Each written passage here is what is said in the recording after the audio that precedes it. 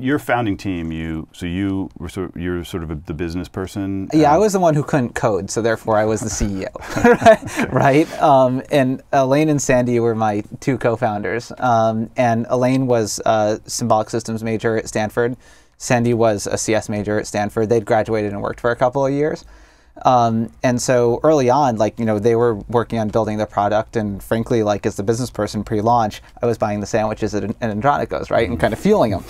And then we launched it, and an important thing about founding teams is a lot of times you'll get these teams together because people really like to hang out with people who are just like them, right?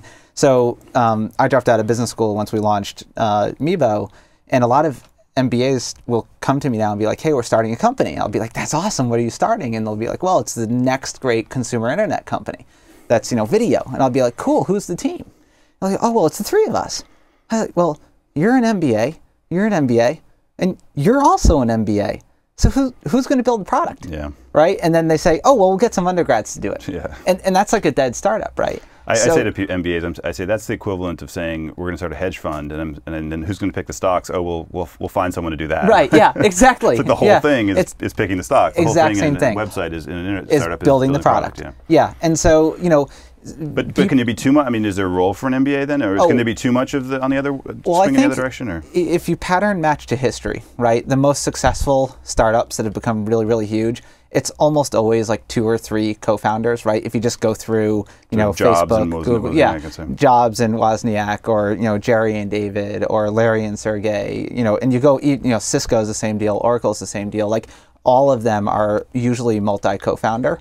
And so I think if you have like one kind of front-end oriented engineer, one back-end oriented engineer, and then a business person, I think that's a really good combination for a startup.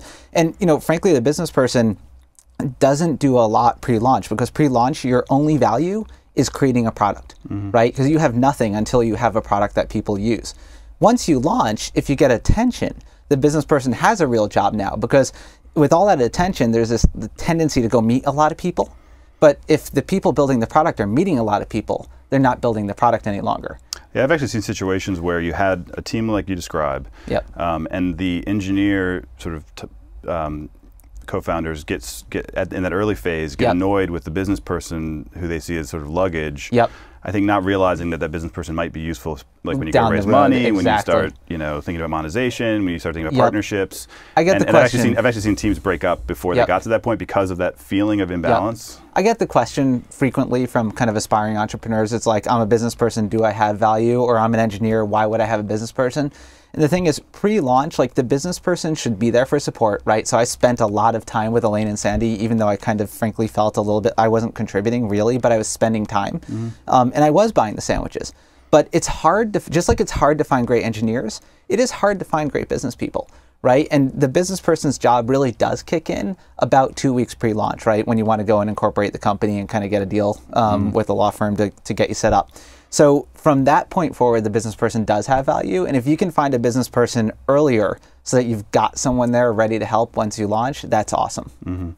Do you see your job, I mean, are you also very deeply involved personally in the product design? Yeah, I'm probably pretty product oriented as a so you might be a little bit unusual as sort of a pure, compared to the pure business person. Yeah, I definitely get pretty involved in product. I don't know, it's hard to think of any really successful internet startups where the founders weren't product people. Yeah, I think that's true. And I think when you go through kind of that list of really successful companies as well, in all the cases, the founders really are product people. Yeah, I mean, whether the product, in the case of Google, was a very technical product, right? Or in the case of, let's say, YouTube, was probably much more about design and using Flash and lots of really good UX sort of innovations. I think that's exactly right. Like, because, I mean, at the end of the day, Silicon Valley likes to label companies either kind of a tech engineering-driven company or a sales-driven company. But I'd actually prefer to be a product company, right? Because a product company kind of means that the engineers really matter because they're building the product. The sales folks really matter because they're sustaining the product through revenue that enables more innovation, which is huge, right? If you don't innovate, you die.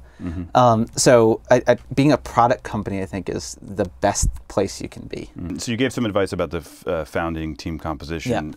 Is there other kind of key advice you'd give to people maybe watching who are starting a company or thinking about it? I mean, I think if you want to start a company, there are 2 things that matter, right? It's get your awesome founding team together, right? Like, how do you feel about single founders? I don't think it usually works. And most super large companies did not have single founder. Like, you have trouble weeding out your own demons. You know, it's really nice to have someone else there. I think it's emotionally just very difficult. It's emotional. Yeah, and that's what it is. I mean, forgetting about just the competencies and all, having complementary competencies, et cetera, right? That's exactly just a hard thing to do. Yeah, and like the other thing is, a good founder knows that they can't do everything, right? I mean, like, here's where I'm strong and here's where I'm weak, and I need someone to compensate for what I'm weak in. And so getting that founding team together, I think, is more important than the idea. Because ideas are a dime a dozen, right? It's all about execution. So founding team is number one, and product. Like, pre-launch, immediately after launch, the only thing that matters is build the product, right? And then once you got that product out there, like, as a company, Meebo's 5 years old now. Like you said, we started in 2005. There weren't a lot of companies starting then. I really think it's kind of one of these innovate or die things.